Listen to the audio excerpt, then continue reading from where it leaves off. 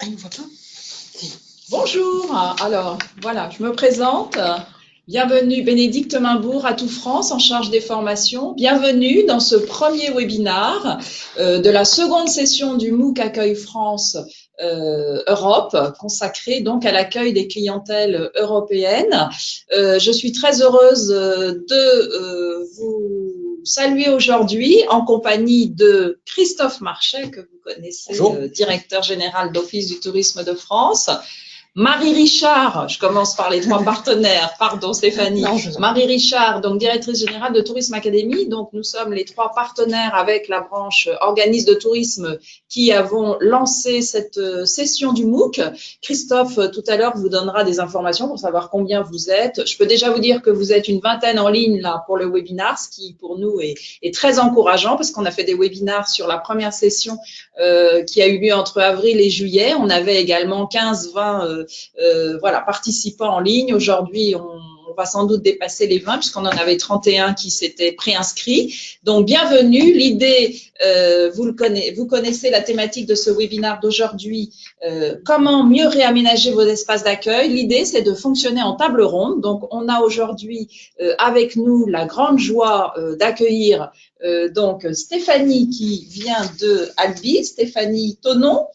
Bonjour Stéphanie. Bonjour. Qui était dans nos murs, voilà, à Paris. Donc on l'a séquestré. Voilà. Nous avons en ligne de Deauville, en direct de Deauville, Florence Lecomte et Céline Fourquet. Bonjour à toutes les deux. Vous nous avez mis un beau paysage là. Merci à vous. Et puis donc Déborah Reicher de Montbéliard qui est également avec nous et qui va pouvoir partager ses expériences. Voilà. Christophe, je te donne la parole. Peut-être tu peux nous dire où en sont nos apprenants. Voilà. Alors bonjour à toutes, bonjour à tous. Écoutez, en tant que directeur de la Fédération nationale des offices du tourisme, moi je suis heureux. Heureux parce que cette deuxième édition du MOOC, et grâce à l'action menée par chacun d'entre nous, est une réussite par le nombre d'inscrits, puisque nous sommes à 102. Donc on s'était donné comme objectif 100, on a dépassé les 100. Et c'est une belle preuve de la mobilisation de ce réseau pour apprendre et continuer et toujours faire en sorte que la formation et l'apprentissage soient au rendez-vous des équipes. Là, on est sur un volet qui est un volet international, puisque c'est un partenariat avec Atout France. Et le fait que nous ayons depuis l'année dernière développé avec Tourisme Academy développé donc ce dispositif, c'est aussi quelque chose qui nous a permis de se rapprocher de partenaires essentiels, tant dans le domaine de la formation que dans le domaine de la promotion. Donc je suis ravi qu'aujourd'hui on ait cette réussite et cette implication. On a fait par ailleurs, et c'est le travail de Mathieu Daubon à la fédération, on a fait un travail de telle façon que ça puisse être pris en charge par AGFOS PME. Et donc ça, c'était essentiel puisque la formation, on sait que ça a un coût. C'est extrêmement important pour les équipes, mais par contre, il fallait que ça puisse être pris en charge par notre OPCA. Ça a été le cas. Et donc, c'est une très bonne chose. On en est ravis. Et puis, je suis content aussi de saluer Florence, Céline, Stéphanie, Déborah, parce que, outre le fait que ce sont des collègues, ce sont avant tout des amis. On s'est croisés, on se croise régulièrement et c'est toujours un grand plaisir. Et puis vous toutes et tous qui sont aujourd'hui en liaison avec nous, eh bien écoutez, merci d'être venus, merci de travailler aussi. Je voudrais juste faire un petit point sans être trop long, parce que vous avancez bien et c'est une belle session. Au-delà du nombre de personnes qui sont présentes et qui suivent, eh bien vous travaillez beaucoup, puisque 14 personnes ont déjà terminé, qu'il y a 8 personnes qui sont à plus de 80%, 9 qui sont à plus de 50%, ça veut dire que vous avancez bien, il y a encore un mois et demi, hein, donc vous avez déjà fait beaucoup pour certains, vous avez même terminé pour d'autres, 22 personnes qui sont entre 20 et 50%, et donc tout est permis, et puis 20 qui ont tout juste commencé, et 28, alors là les 28, il faut maintenant s'y mettre, qui n'ont pas encore de points, mais ça ne devrait pas tarder, j'en connais certains qui sont pas très loin de moi, mais qui vont s'y mettre très vite. Tout à l'heure. Donc merci, félicitations à toutes et à tous pour ce beau travail et cette belle collaboration. Vous l'avez compris, la Fédération nationale des offices du tourisme, c'est une fédération qui veut s'inscrire dans des collaborations multiples et variées. Et c'est de cette façon-là qu'on pense pouvoir faire avancer l'ensemble de nos réseaux. Et puis c'est un vrai plaisir d'être avec vous ce matin. Merci Marie, à Christophe. toi. Oui, bonjour, bonjour à tous. Donc moi je vais avoir la lourde charge de lancer la partie pratique de ce webinaire. Bienvenue à tous les participants. Donc un webinaire qu'on a choisi pour cette deuxième session de l'édition spéciale organisme de tourisme, de centrer plus sur vous, les offices de tourisme, sur votre quotidien, sur vos pratiques, avec l'idée effectivement d'avoir des témoignages qui remontent depuis le terrain. Merci à nos participantes de se prêter au jeu de ce premier webinaire. Donc aujourd'hui, une thématique consacrée au réaménagement de l'accueil des offices de tourisme. Donc, alors concrètement, comment ça va se passer? Donc, on va aborder trois séries de questions autour du thème du réaménagement. Nos intervenantes vont nous amener leur témoignage et leur vécu. Et vous, de votre côté du poste, de votre côté de votre ordinateur, donc vous pouvez les interroger, témoigner sur d'autres types d'expériences par chat. On est nombreux, donc c'est un peu compliqué en webinaire de donner la parole à tout le monde par la voix. Donc, vous posez vos questions par le chat, donc qui se trouve sur la droite de votre écran, donc la partie chattée, où vous avez un espace pour rentrer vos questions. On a notre équipe, les filles du back-office du webinaire qui sont là à côté de nous, qui vont donc les trier, les synthétiser, les regrouper, nous les passer pour qu'on les pose aux intervenantes. Et donc, je vous propose qu'on rentre directement dans le vif du sujet. Alors, on va rentrer dans le vif du sujet en partant faire une petite balade du côté de Deauville et d'Albi, qui nous ont préparé une petite visite guidée de leurs nouveaux locaux d'accueil. C'est parti. Et vous allez les commenter. Ouais. Voilà. C'est parti, le temps de lancer la vidéo qui se charge. Voilà, dès que la technique va arriver, elle est là. Hop. C'est presque parti. Oui, c'est sans le son. C'est sans le son, mais normalement c'est avec l'image. Elle est derrière, je crois, les filles. Elle est cliquée derrière.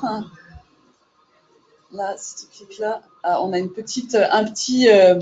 Voilà, ça y est, on est parti. Non, on n'est pas parti. Remets-la peut-être au début, si tu peux. Voilà, c'est notre première, comme d'habitude. Donc là, on est à Deauville. On la repassera. On part à Albi. On part à Albi, puis voilà.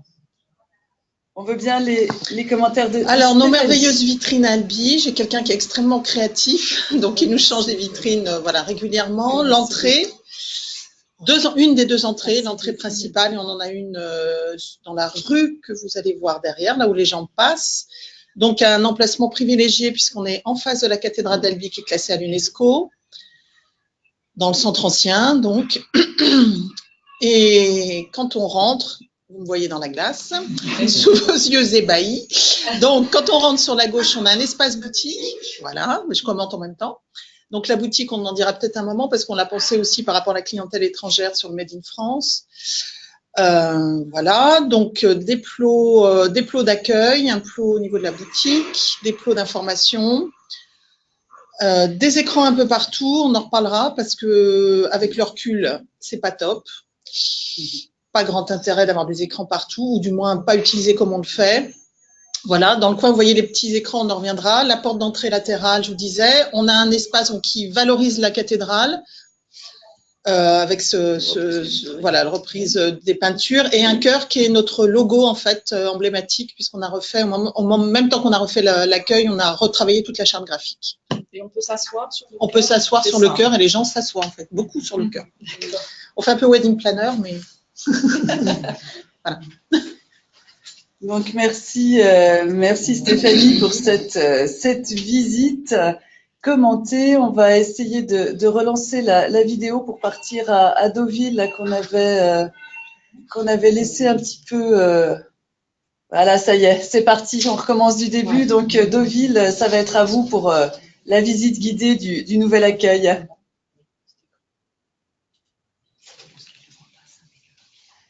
Deauville, Face à la porte d'entrée principale.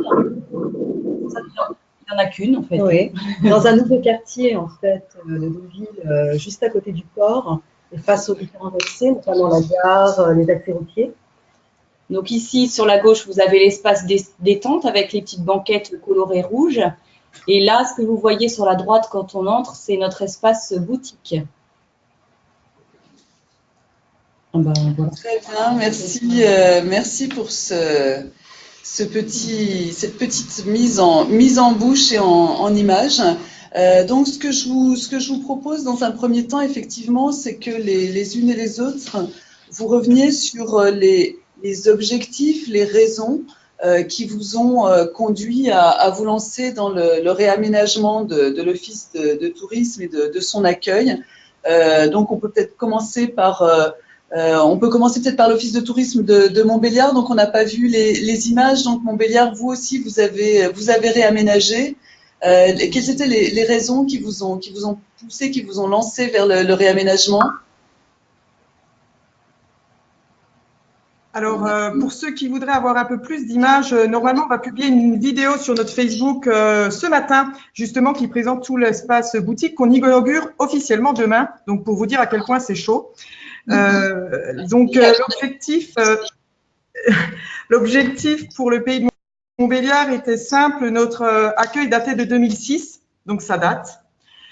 Quand vous rentriez à l'accueil de l'Office de tourisme, vous aviez un comptoir qui faisait pas moins de 8-9 mètres. Je ne sais pas si vous imaginez en termes d'accueil. C'était comme si vous mettiez un sens interdit au milieu du hall d'accueil. C'était à peu près pareil.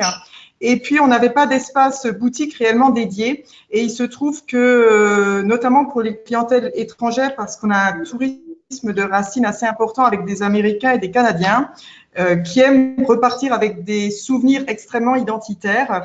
On trouvait qu'ils se promenaient dans notre hall d'accueil comme des âmes en peine à la recherche du souvenir à emporter chez eux.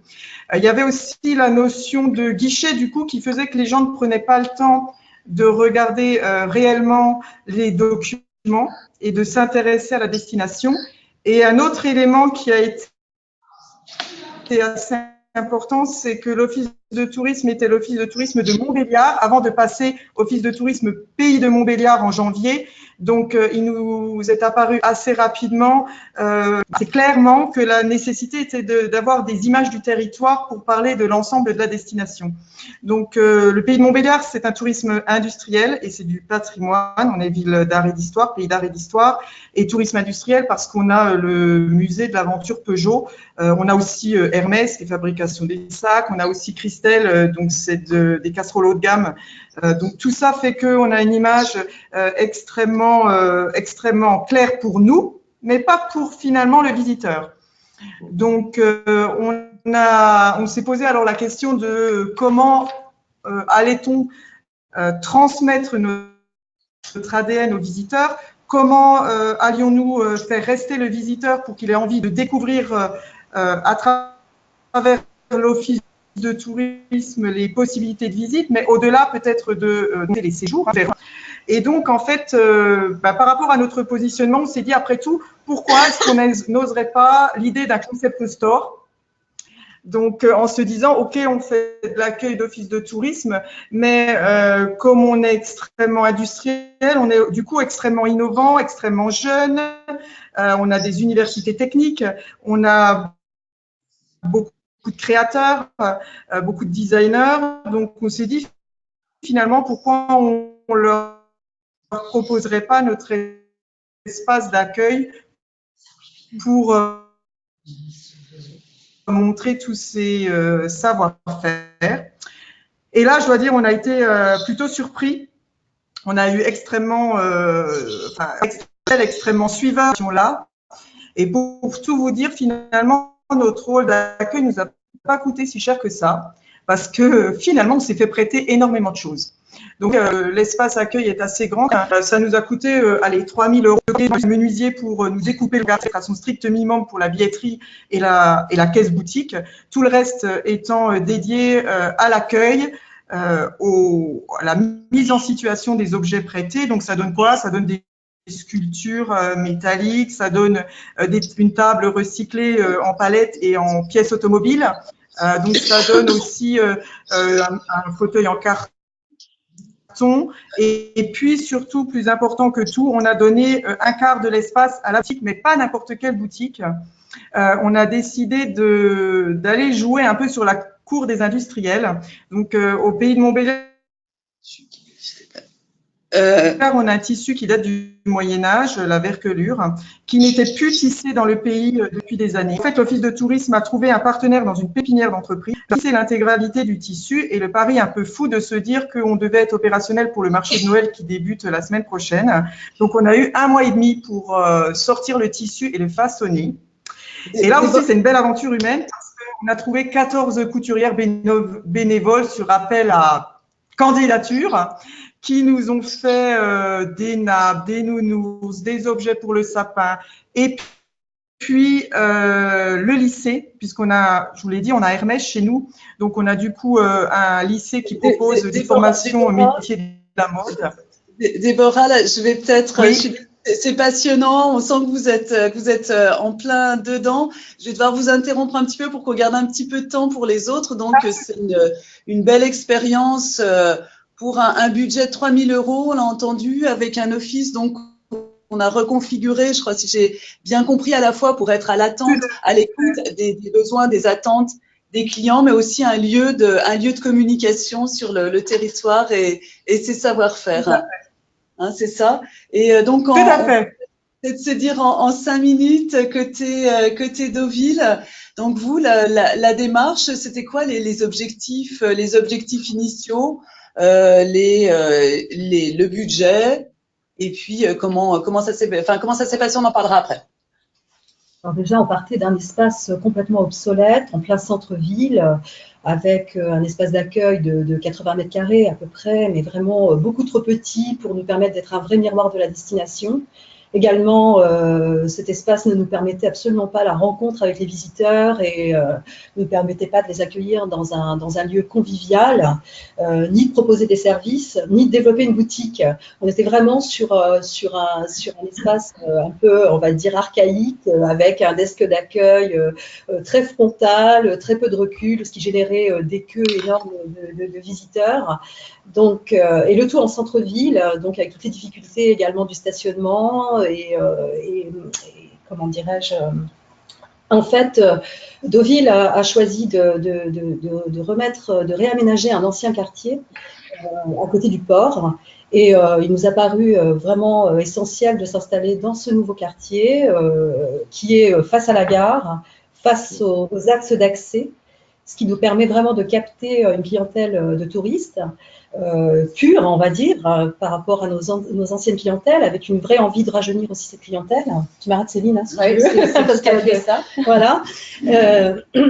Donc, un espace maintenant qui fait environ 200 mètres carrés, qui nous a permis de développer à la fois de vrais espaces de convivialité pour faire vivre ensemble nos différentes clientèles que sont à la fois les habitants, les résidents secondaires, mais également nos visiteurs, à la fois français et étrangers.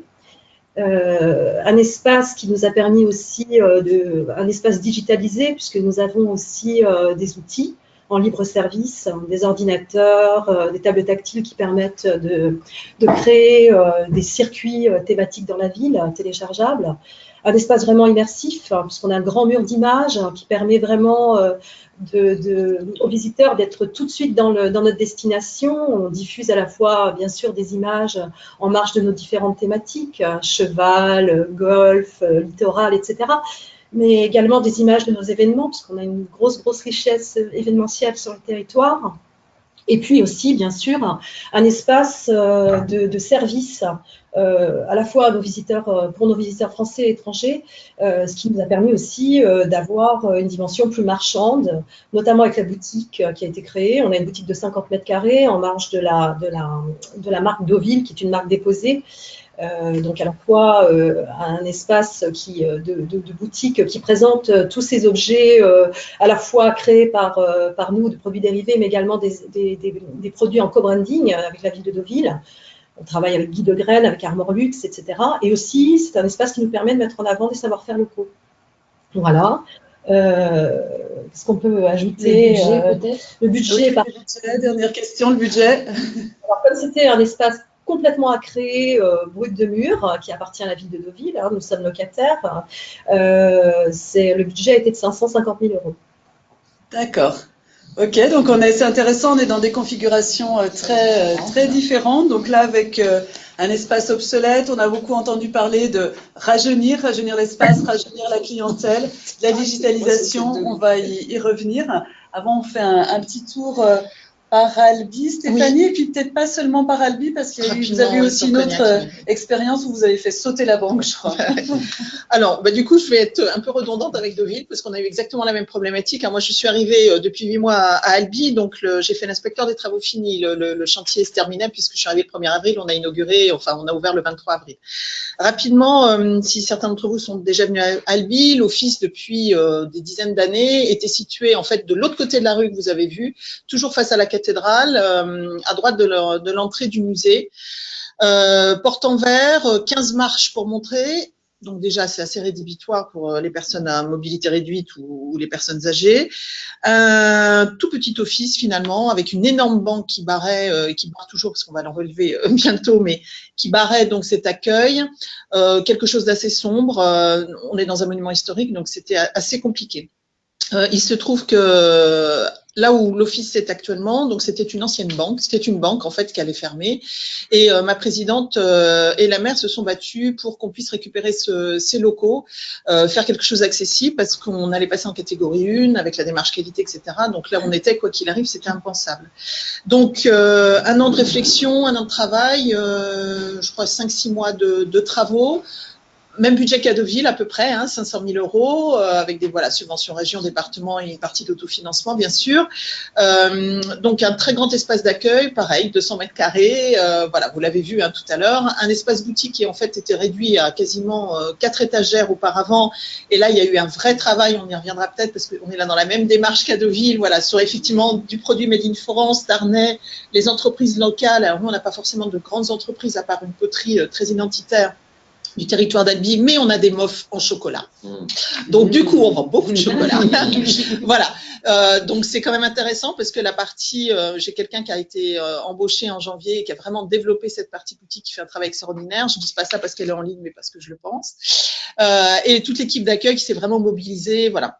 Donc, pareil, on voulait plus de banques. On a voulu, alors, on a aussi presque 300 000 personnes à l'accueil. Donc, contrairement à Cognac, dont je vais vous dire un mot, c'était plus compliqué. On a gardé, non pas des banques, mais effectivement des plots d'accueil pour les conseillers en séjour.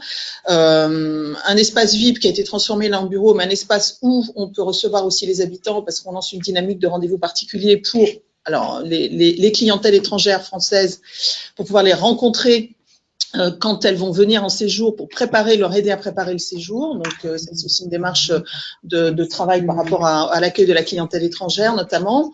Donc un travail, on a inauguré vraiment, on l'a ouvert le fin avril, on a inauguré en juin.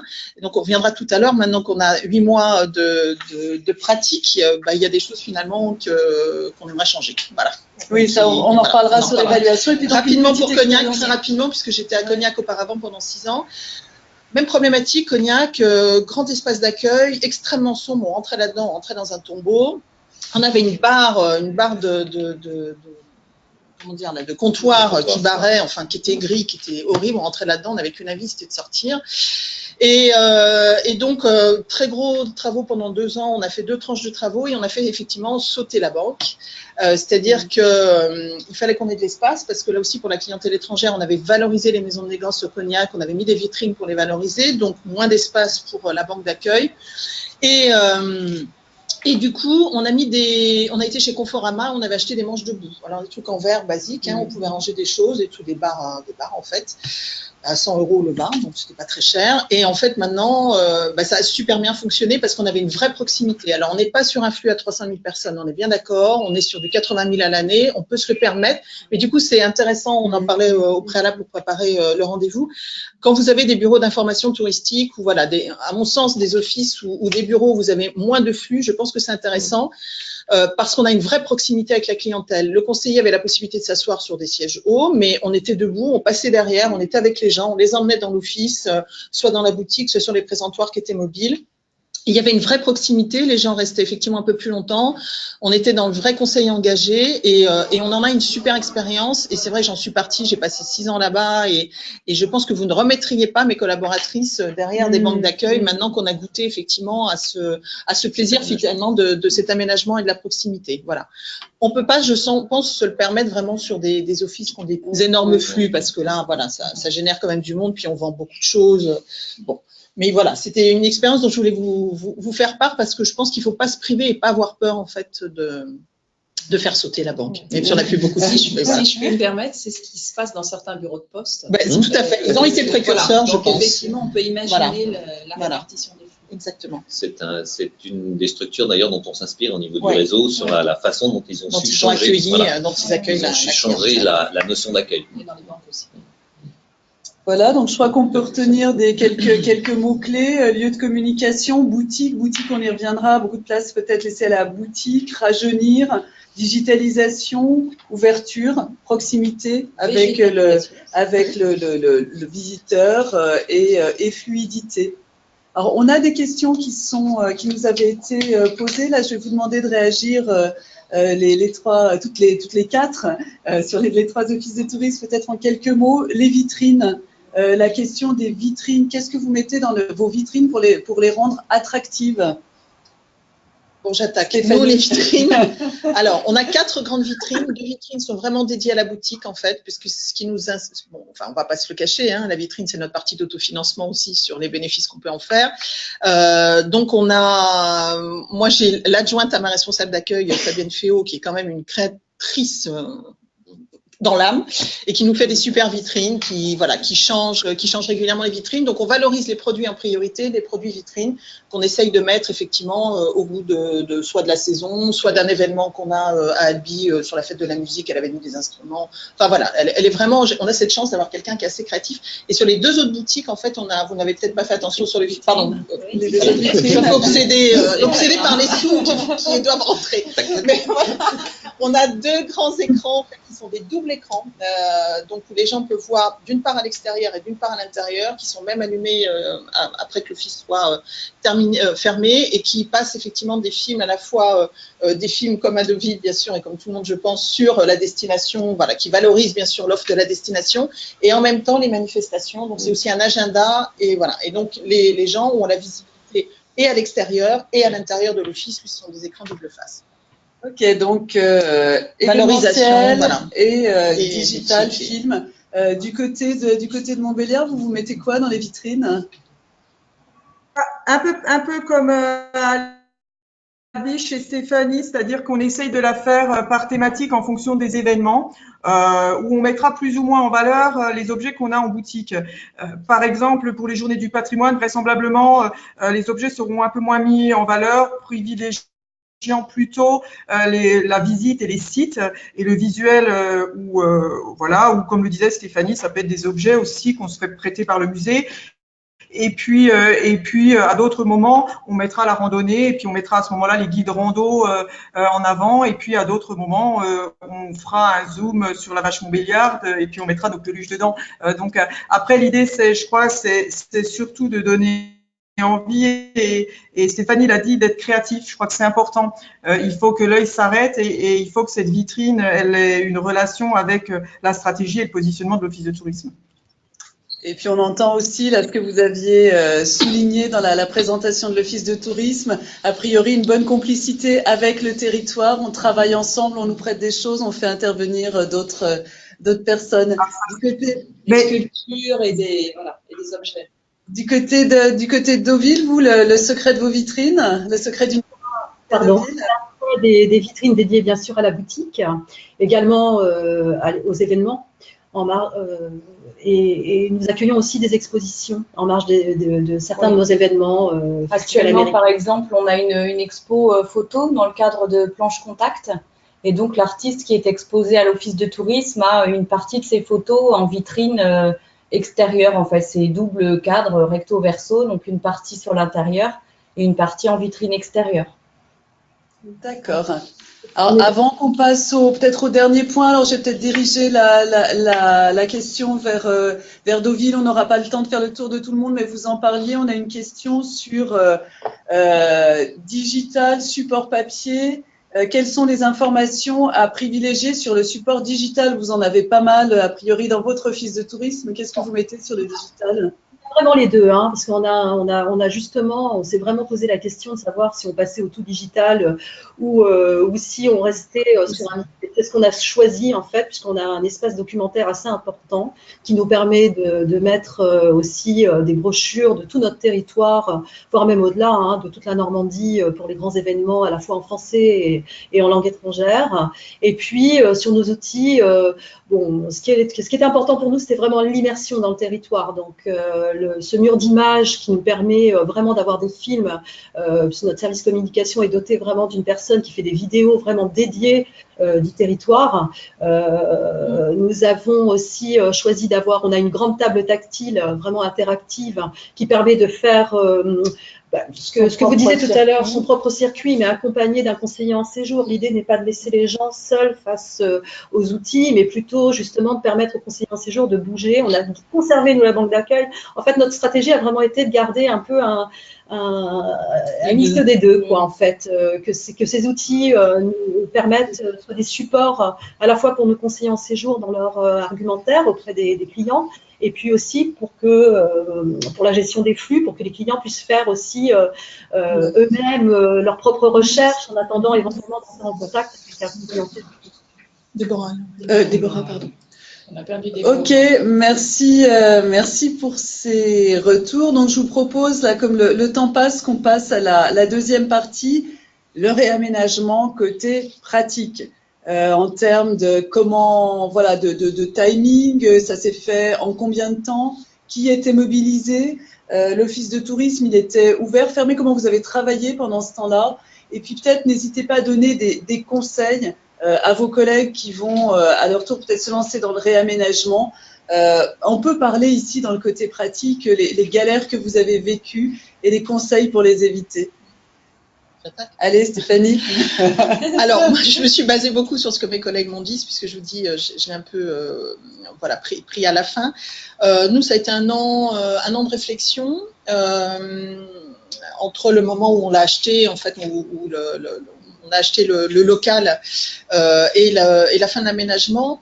Alors, j'allais vous dire, je vais peut-être parler des choses qui n'ont pas été finalement, parce que pour l'avoir vécu d'une part à Cognac et d'une part à Albi, les remontées que j'ai eues sur Albi, c'est qu'effectivement, alors il n'y a pas eu de groupe de travail, ça a été fait par ma présidente qui avait une vraie volonté, et d'ailleurs sans elle on n'aura jamais eu ce local, donc elle a quand même beaucoup bougé les lignes, et il y avait quand même une boîte à idées qui avait été mise en place pour les salariés, mais in fine, de ce que j'ai compris, les idées des salariés en fait n'ont pas forcément toutes été prises en compte, et du coup on se retrouve maintenant effectivement avec des vraies problématiques finalement de pratico-pratique au sein de cette zone d'accueil. Donc le premier conseil que je donnerais, je pense, c'est de vraiment, je pense que ces aménagements sont vraiment des aménagements où il faut vraiment être en concertation profonde avec l'équipe qui va travailler à l'intérieur. Bien sûr, voir ce qui se fait ailleurs, parce qu'il y a toujours des bonnes choses et des choses moins bonnes. Mais par contre, vraiment prendre en considération le fonctionnement et donc des personnes qui vont travailler à l'intérieur. Je pense que c'est très, très important, la première chose. C'était quoi l'autre question? Le planning. Planning, donc un an. Nous, un an, voilà, il y a eu 4-5 mois de travaux, donc ça a été relativement rapide. Donc marché, forcément, des équipes, enfin des entreprises locales qui ont travaillé sur la construction. On a pris un architecte. C'est un architecte qui a fait donc les plans. Alors là aussi, le problème, c'est que les architectes, ils connaissent pas nos métiers. C'est bien la problématique. Donc, c'est pour ça que c'est très important de travailler avec l'équipe en amont, de faire finalement, je pense, moi je l'avais fait à Cognac, on a écrit notre programme. Alors, on l'a fait nous-mêmes, parce qu'on a peint les murs, enfin, on a ménagé des trucs, mais bon, à Cognac, c'était différent. Mais voilà, comme Déborah, sans doute, effectivement. Mais disons qu'on a, je pense que c'est vraiment important d'avoir un vrai groupe de travail avec l'archi et avec les équipes qui vont s'emparer de ces lieux-là. Et je pense qu'il faut vraiment se battre. Je sais que les élus, c'est pas toujours facile parce qu'ils ont leurs idées et leur envie de faire, mais je pense que les directeurs ont un rôle à jouer justement en disant, OK, vous avez vos idées, mais nos équipes ont travaillé là-dedans, on regarde avec nos collègues, on fait un benchmark sur ce qui marche, ce qui ne marche pas, et on travaille ensemble, voilà, pour faire vraiment ce lieu adapté à la fois au travail et à l'accueil de l'ensemble des clients. Donc, on compte un an, on fait du collaboratif et on travaille avec des vrais pros. Voilà. Okay. L'ancien espace était ouvert. Là, il n'y a pas oui. C'est-à-dire qu'on a gardé, pendant qu'il y avait les travaux, on a changé d'espace. Donc, effectivement, l'ancien espace était ouvert. Oui, pardon. Ouais. Ensuite, allez, Déborah, chez vous, donc côté pratique, pratico-pratique, combien de temps? Globalement, comment ça s'est passé, qui est intervenu, et puis des recommandations sur ce qui a bien marché, sur ce qui a moins bien marché à transmettre à vos collègues? Alors nous, on l'a fait en 2 mois, c'est très court, mais on l'a fait en se disant… Pas cher, 2 mois. Non, mais on s'est dit, en fait, on a profité de travaux à l'extérieur du parvis, donc à une fréquentation limitée de l'office de tourisme, en se disant, après tout, c'est le moment ou jamais. Et puis après, quand on a terminé de se dire ça, on s'est dit, bon, il nous faut quelques spécialistes, comme le menuisier par exemple, qu'on a trouvé assez rapidement. Et puis finalement, on s'est dit, à force de demander à tout le monde, est-ce qu'on n'aurait pas tout intérêt à le faire nous-mêmes? Donc, ça a donné une équipe qui s'est vraiment impliquée. On a réfléchi ensemble, on a même fait la peinture. Voilà pour la petite anecdote. Donc, il y a eu une forte implication de l'équipe et aussi quelques intervenants extérieurs. Donc, on a dit ça s'est fait en 2 mois, hein, c'est ça, hein? 2 mois. Ok. Et à Deauville? À Deauville, alors, comment ça s'est passé? On va dire à peu près 3 ans de réflexion entre le moment où on a souhaité changer de lieu avec, on va dire, un groupe de travail à la fois ville,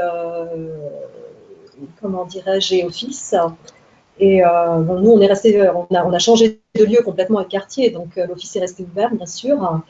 Et donc, de notre côté, ces groupes de travail étaient des groupes d'échange pour savoir quel type de mission on souhaitait développer dans ce nouvel espace, surtout pour pouvoir justement décider des aménagements, de la configuration, etc. Quelle était notre stratégie, enfin vraiment avoir une vraie stratégie. Comme vous, ça a été assez collaboratif. On a associé nos équipes.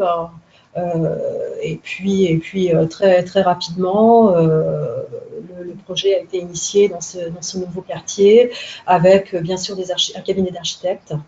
Et nous sommes restés ouverts, on a fermé juste le temps du déménagement quelques jours en fait. Donc on était ouverts dans l'ancien espace. Et voilà. Ok, peut-être un point à nous dire, on l'a pas abordé sur le côté pratique. On avait une question aussi qui nous était arrivée, quelle signalétique mobile privilégiée? Et est-ce que vous auriez des prestataires à recommander sur le sujet?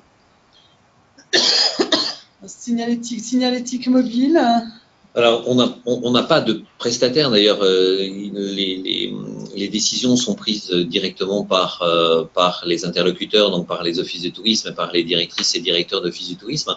Et il faut ce que l'on essaie de faire passer comme message, c'est qu'il ne faut pas forcément prendre de la technologie pour prendre de la technologie.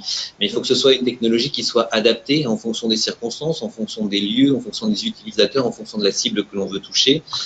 C'est vrai qu'à un moment donné, on a eu tendance, et il y avait un certain nombre de manifestations qui allaient dans ce registre-là, on a eu tendance à vouloir être très, très numérique et très, très digital.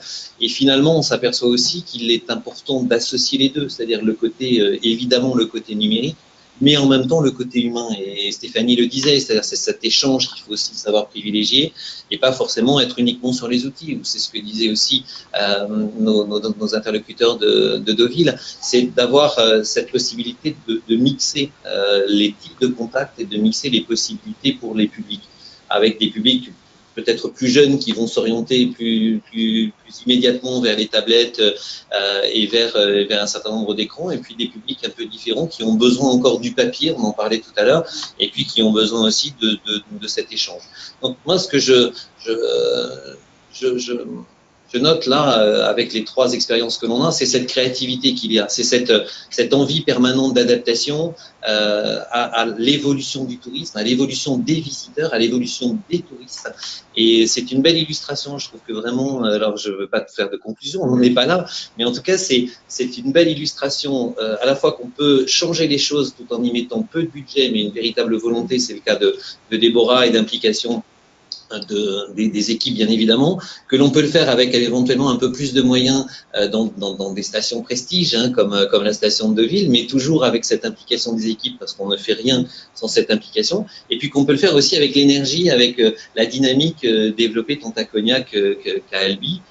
Et ça, c'est aussi cette image-là que l'on souhaite illustrer. Je pense que la fédération va l'intégrer, puisqu'on fête notre centenaire cette année. Donc on va montrer que nous étions là, même en 1875, le premier du côté de Gérardmer, et puis 1889, le premier syndicat d'initiative, mais que plus d'une centaine d'années plus tard, ces offices, ces structures-là sont toujours dans le paysage, et surtout, si elles sont dans le paysage, c'est qu'elles ont su s'adapter, c'est qu'elles ont su évoluer en fonction du temps, et qu'elles envisagent bien évidemment de rester dans le paysage touristique. Je peux juste me permettre, pour rebondir sur ce que dit Christophe très rapidement, à l'Office de tourisme d'Albi, on n'avait pas mis le I des offices, vous savez, notre logo. En fait, parce qu'il y avait eu un blocage par l'ABF, il fallait, bon voilà, on est en plus UNESCO, enfin c'était compliqué. Et en fait, on vient de ressortir le I pour le mettre sur pour le mettre sur nos vitrines, sur les portes d'entrée, parce qu'en fait, les gens voient notre logo avec notre cœur Office de tourisme. En fait, d'abord, les gens ne lisent pas, donc ça, c'est la première chose qu'il faut intégrer. Et ensuite, du coup, ne nous identifiaient pas, ou ne nous trouvaient pas forcément facilement, alors qu'on était sous leurs yeux. Donc, on a ressorti avec nos couleurs, en fait, le I qu'on va mettre, qu'on va placarder, en fait, sur nos portes. Donc, je pense que malgré tout, ce I est international et parle quand même aussi, et il faut pas s'en priver, je pense. Donc l'humain et la signalétique, et puis rester sur des principes de base fondamentaux également. On a une question. J'arrive pas à Alors, lire. dans le cas où vos offices du tourisme étaient fermés pendant la durée des travaux, avez-vous gardé un point espace accueil à l'extérieur ou effectué un accueil mobile? En fait, les trois cas de figure que l'on a n'ont pas été concernés par cela. L'idée importante, c'est d'essayer d'assurer la continuité de service. C'est-à-dire que si vous avez fermeture imposée parce que le nouvel espace n'est pas encore prêt, mais que vous n'avez plus l'ancien, c'est comment trouver la solution pour continuer quand même à satisfaire à la fois les professionnels qui sont sur votre territoire et puis bien évidemment les visiteurs. Donc l'idée, c'est de trouver un lieu intermédiaire qui puisse permettre de continuer à assurer cet accueil. Okay, ça peut être à la mairie parfois. Alors ça peut être à la mairie, ça peut être dans un lieu de visite important. Si vous avez un musée par exemple, ou si vous avez un espace de loisirs qui draine un grand nombre de visiteurs, eh bien ce peut être là en accord avec eux, qu'il y ait un point d'accueil temporaire en attendant que le nouvel espace soit ouvert. Mais ce qu'il faut, c'est ne pas imaginer qu'il y ait cassure, parce qu'on vous en ferait le reproche forcément, à la fois les visiteurs bien évidemment, parce qu'ils n'auraient plus cette possibilité de trouver certaines informations. Puis penser aux socio-professionnels, indépendamment des élus là avec lesquels vous aurez sûrement négocié le fait qu'il n'y ait pas cette permanence, mais en tout cas les socio-professionnels pourraient vous le reprocher aussi. Donc pensez la continuité de service. Et la continuité de service, c'est un lieu intermédiaire, un tiers-lieu éventuellement, pourquoi pas penser à un lieu qui n'est pas immédiatement un lieu comme étant un lieu d'accueil. En tout cas, pensez-le et pensez ce suivi et ce respect finalement du visiteur. Merci à tous les quatre intervenants. Alors peut-être un petit point pratique aussi. Donc on a des questions sans que ça suscite des retours. Donc il y a l'espace de stand d'échange pendant le webinaire. Vous vous souvenez aussi que sur la plateforme de formation, on a un forum qui se trouve, je vous le rappelle, dans le menu plus qui est en haut à droite. Le forum, il est là pour aussi échanger entre nous. Donc, si vous avez des envies, des idées, des questions, des choses qui reviennent après le webinar, n'hésitez pas à utiliser le forum. On est toujours là tous ensemble et on peut continuer la discussion après le webinar. Je vous propose, il nous reste un petit quart d'heure qu'on passe au dernier point. Le dernier point est donc, maintenant que c'est fait, vous avez un petit peu de recul, plus ou moins. Les résultats, qu'est-ce que ça a donné, ces réaménagements? Alors peut-être qu'on peut déjà commencer par les principaux intéressés, les visiteurs. Les visiteurs, et on pourrait là revenir sur notre thématique du MOOC Accueil France pour les visiteurs français et pour les visiteurs étrangers, parce qu'il y a eu aussi des différences qui ont été notées. Dovile, on commence par vous sur les résultats. OK. Par rapport aux visiteurs. Oui, donc le retour des visiteurs déjà quant au lieu. L'espace d'accueil est qualifié de bel espace, lumineux, spacieux, moderne, attractif pour son côté entre guillemets high-tech, numérique. Ce qui est apprécié par rapport à l'espace précédent, donc c'est d'avoir des ordinateurs en libre service, connectés à Internet bien sûr, des prises qui sont appréciées notamment par les étrangers pour pouvoir recharger leur mobile, leurs appareils numériques. Et puis l'espace détente aussi, qui n'existait pas dans ces proportions-là avant et qui est bien utilisé. Ensuite, on a aussi des retours par rapport à la fluidité de circulation, donc les retours aussi bien des conseillères en séjour. Donc là, forcément, on a gagné en espace, en mètres carrés, donc la circulation est beaucoup plus fluide. La circulation reste fluide toute l'année, même lors des pics de fréquentation plus importants l'été, et pour tous les publics. Donc, c'est vrai qu'il n'y a pas de gêne de circulation. Ensuite, par rapport à l'efficacité dans le travail pour les équipes, donc là, on a gagné sur la gestion des files d'attente, puisque alors à Deauville, on a conservé une banque d'accueil. Peut-être, Céline, on reviendra sur les équipes après, si on reste sur les visiteurs. Moi, j'avais une question, et pour la boutique, qu'est-ce que ça a donné? Ça marche, les ventes de la boutique? Très bien, Florence pourra vous donner les paniers moyens, je crois, qui ont évolué. Qui ont été multipliés par, on va dire, 3,5. Donc, c'est intéressant. Oui. Enfin, on n'avait pas de boutique constituée au départ. Hein, donc, je sais plus si c'était Ali qui disait ça tout à l'heure, on avait une pauvre vitrine et 3 étagères auparavant. Maintenant, on a 50 mètres carrés de boutique. Donc, évidemment, ce qu'on a vu sur la boutique aussi, c'est un retour de clients qui sont importants chez nous, qui sont les résidents secondaires, parce que c'est vraiment CSP+.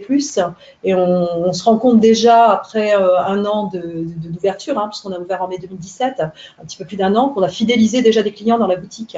Donc, évidemment, pour nos ressources propres, on est ravis. Voilà. Et puis Céline, tu voulais ajouter quelque chose par rapport Non, après, sur la boutique, c'est vrai qu'elle représente à peu près un tiers de l'espace et on retrouve les mêmes fluidités de circulation et voilà, on peut avoir des touristes qui rentrent uniquement pour la boutique et on a de très belles vitrines. Et c'est vrai le lieu a changé, on n'est plus seulement un lieu d'information touristique en fait. On est plus un lieu de vie également, de passage. On a des personnes qui sont en déplacement professionnel, qui viennent travailler, s'installer à l'office de tourisme pour la matinée par exemple. Voilà, et la boutique est vraiment un très bel élément d'attractivité également pour le lieu. On se rend compte en fait que l'un nourrit l'autre, l'accueil nourrit la boutique et la boutique nourrit l'accueil. Ce qui est assez important par rapport aux baisses de fréquentation peut-être classiques des accueils, c'est de se réinventer avec des services. Là, on passe sur une voie en plus complémentaire, on va dire, en 2019, qui est ce qu'on a commencé déjà à faire, mais ce sont des services et vraiment la dimension de conciergerie de destination, notamment auprès de nos clientèles européennes, avec plus de billetterie, de la billetterie directe, en lien avec les prestations de nos socioprofessionnels, notamment les activités de loisirs. Vous parliez tout à l'heure, je ne sais plus laquelle d'entre vous, de conseils personnalisés aussi. L'idée est vraiment de recevoir un petit peu, telle une agence, nos clients, notamment nos clients qui viennent du monde entier à Deauville, puisque la fréquentation de l'office, c'est à peu près 20 à 25% de clients étrangers quand même, qui viennent vraiment du monde entier. Donc, c'est important qu'on puisse les recevoir. On a vraiment prévu un espace qu'on n'a pas encore complètement optimisé, où on peut recevoir les gens autour d'une table, hein, vraiment assis et les écouter, faire des réservations pour eux directement. Voilà. Merci. Je vous coupe, Florence, pour qu'on garde un petit peu de temps pour le reste du tour de table. Mais la conciergerie numérique, ça c'est peut-être une idée pour un prochain thème de webinar sur une autre saison. On y reviendra, et le conseil personnalisé. Côté, on continue notre petit tour de table sur les personnes qui sont à distance. On a une question. Pourquoi choisir des couleurs si sobres dans les espaces d'accueil? Nous avons réaménagé avec des couleurs vives et la clientèle est ravie. Oui. Oui, alors vous avez des couleurs vives. Hein. Sur Albi, on était sur des tonalités de rouge et de bleu.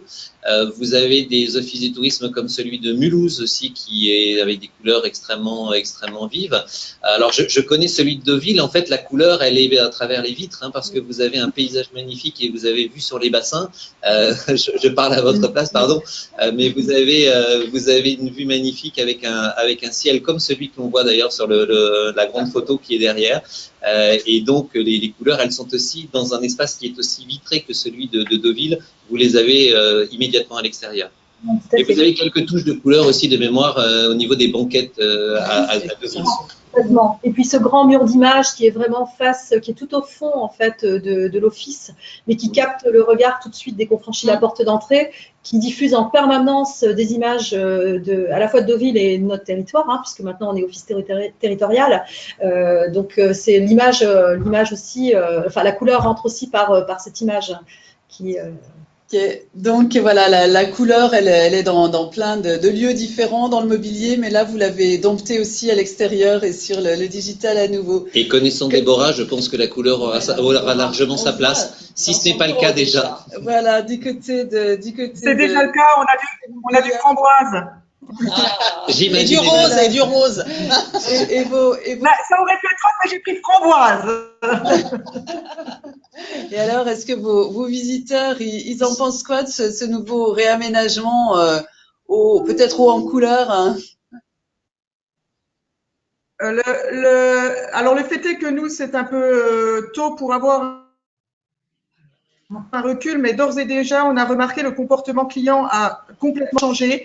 Le client flâne beaucoup plus dans nos locaux. Il reste, découvre, et puis on est même surpris rapport au digital où parfois il s'installe et regarde les vidéos. Ce qui est assez étonnant. De l'importance aussi d'avoir des zones de repos, enfin des zones où se poser.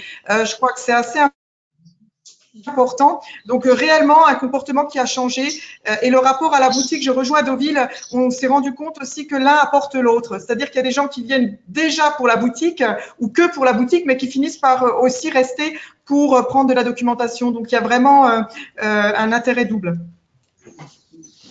Un changement, vraiment un changement de comportement. Ouais. Ah, clairement, un énorme changement. On prend le temps, on flâne, on se réapproprie le temps, on se réapproprie l'échange. Peut-être on finit le petit tour de table avant de passer aux questions. Hein. Côté Albi, ouais. On devrait se marier avec Deauville, en fait. Écoutez, nous, pareil, grand espace d'accueil, donc les gens, effectivement, flânent, se posent sur le cœur pour regarder, effectivement, des vidéos. Beaucoup plus de ventes à la boutique, par 3 aussi, exactement comme Deauville, parce que là, on a un vrai espace dédié avec des vrais produits identitaires. On a de pastels, on a ces chocolats, des moffs, etc. Donc, une vraie attractivité par rapport à ça. De la clientèle, effectivement, aussi... des habitants qui se sont réappropriés les lieux aussi, parce que je pense qu'ils n'en pouvaient plus de l'ancien office, de toute façon, comme tout le monde. Donc voilà. Donc vraiment une réappropriation des lieux, tant et si bien qu'on lance là pour Noël des soirées, par exemple. On sort du cadre de l'accueil et on a lancé des happy time, et là les happy Christmas time aussi, où de 18h à 21h, on a une soirée liqueur et chocolat, on a une soirée vin nouveau, on a une soirée avec nos artisans qui sont adhérents à l'office, qu'on valorise. Voilà, on a payé les droits à l'assassin pour mettre de la musique, on va danser, enfin, va être sympa. On une espèce de faire un autre espace d'accueil pour que les gens, un espace de vie autre que l'accueil. Je voulais juste revenir sur le digital parce que nous, on a mis des écrans partout. La problématique de ces écrans, notamment 4 écrans, je vous ai dit de faire attention. Tout à l'heure, on a des écrans voilà, avec du son dirigé, où on valorise voilà, la région, le département et l'office. En fait, les gens, ils arrivent, ils tapent sur tout parce que maintenant, on est tous avec nos smartphones et tout est effectivement… Voilà. Et en fait, chez nous, on a des super écrans, mais rien n'est tactile. Et c'est une vraie problématique parce que du jour où on a cet espace a été complètement abandonné par les clients qui n'y vont pas. Donc là, notre projet pour l'année 2019, comme Deauville, c'est de mettre une table tactile où on va vraiment valoriser l'offre, on va transformer cet espace où les gens n'allaient pas en visite virtuelle parce qu'on va travailler avec la fac sur des visites virtuelles de la cathédrale où on va mettre voilà, les fameux masques pour être en immersion totale et avoir une table tactile avec voilà, des jeux, des quiz, des visites effectivement dessus, enfin voilà, des informations pour que les gens puissent aussi s'approprier l'ensemble de l'offre de manière différente et de manière effectivement interactive, ce que l'on n'a pas en fait aujourd'hui à l'heure actuelle et qui est pour nous aujourd'hui une vraie lacune en fait. Même si on a des super écrans, voilà, il n'y a pas de plus-value en fait par rapport à ça. Merci Stéphanie. Alors a priori, vous avez tout ça, ça suscite plein de réactions. Donc Christophe, que nous disent nos amis de l'autre côté de l'écran? Quelles sont les questions? Alors on a 3 questions. L'une qui nous vient de l'Office de tourisme de Menton. Que pensez-vous de la mise en place d'un uniforme pour les personnes qui sont à l'accueil? Une autre question de l'Office du tourisme de Menton. Faut-il être debout pour mieux accueillir les visiteurs? Et puis, on a une 3e question qui, là, porte sur les fusions et donc des territoires beaucoup plus importants. Et comment arriver à trouver une identité visuelle commune quand on est sur un territoire beaucoup plus vaste. Alors, on va peut-être prendre le vaste sujet. On va peut-être prendre déjà les deux premières. Là, on est vraiment dans la posture d'accueil des agents d'accueil, uniforme, pas uniforme, debout ou derrière ou rester assis. Ah oui. Donc pour Deauville, on a mis en place des tenues pour cet été. Alors, pour différentes raisons. Déjà par rapport aux visiteurs, pour lui permettre d'identifier bien sûr les conseillers en séjour. Mais également, on est depuis la fusion et la loi NOTRe 6 offices de tourisme fusionnés. Et c'était aussi une manière d'harmoniser et d'un point à l'autre de pouvoir harmoniser l'équipe d'accueil en fait. Oui, donc vous avez répondu à la dernière question par aussi l'uniforme fait partie de ça. On assure la cohésion du territoire avec un signe, l'identité visuelle par l'uniforme. Par l'uniforme, ouais. Effectivement, on est en cours par rapport à cette harmonisation autour de notre marque Deauville. Et par exemple, actuellement, je suis sur le dossier des enseignes. Toutes les anciennes enseignes donc, vont disparaître d'ici la fin de l'année pour harmoniser les enseignes des 6 points d'information touristique. Et je rebondis aussi sur ce qui a été dit tout à l'heure. Les I vont être ressortis partout et remis partout. Christophe est content. Je rejoins l'avis qui avait été donné sur ce point-là. Et notamment sur la clientèle étrangère, ça parle à tout le monde. Donc voilà. Et puis donc nous, nos uniformes, c'était pas des pieds à la tête, hein, c'était un t-shirt où sur le t-shirt on retrouvait la marque Deauville sur chaque t-shirt, mais chaque ville restait identifiée par un logo de la marque qui lui est propre, un symbole de sa ville. Donc voilà, les t-shirts, on les avait fait pour la saison, donc maintenant ils sont rangés. Et on garde sur Deauville pour l'instant les tenues pour le week-end. Donc les conseillères en séjour sont habillés par Armor Luxe actuellement pour le week-end. La marque Deauville a un co-branding avec Armor Luxe, on a vraiment une collection habillées, donc elles sont habillées avec des vêtements qu'on vend également dans la boutique d'ailleurs. Voilà. D'accord.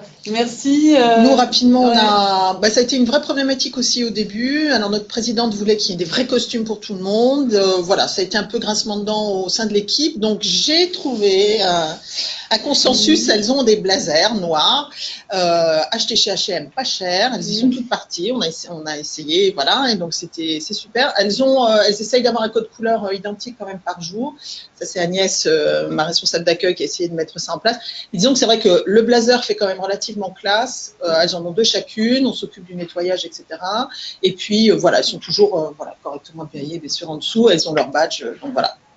Rien que ça, déjà, ça fait une petite touche. Voilà, un petit conseil pratique et simple et collaboratif. Voilà. Et du côté de Montbéliard, Framboise.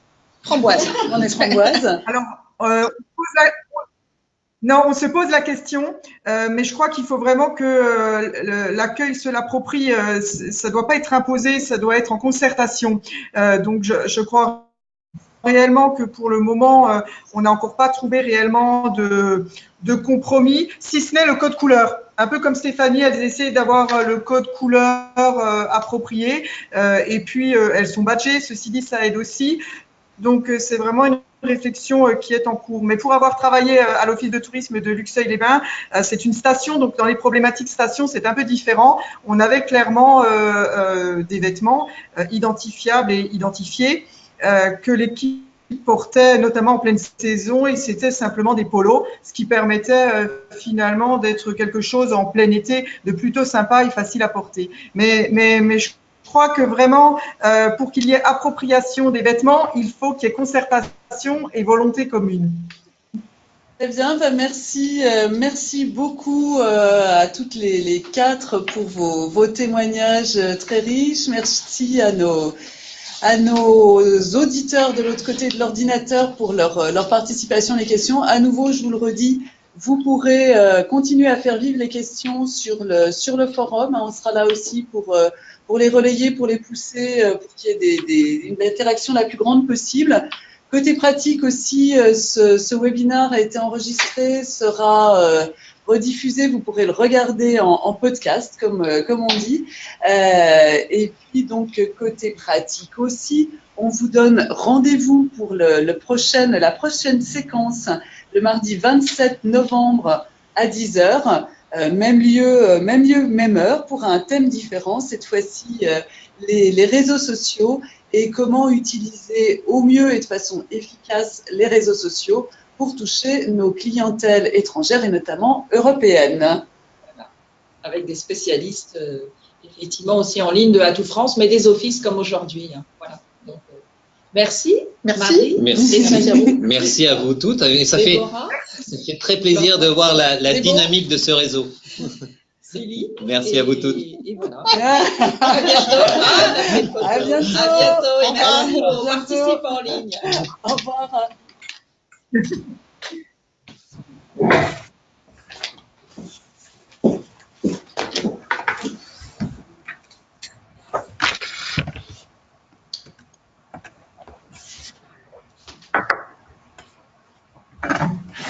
Je suis juste un peu...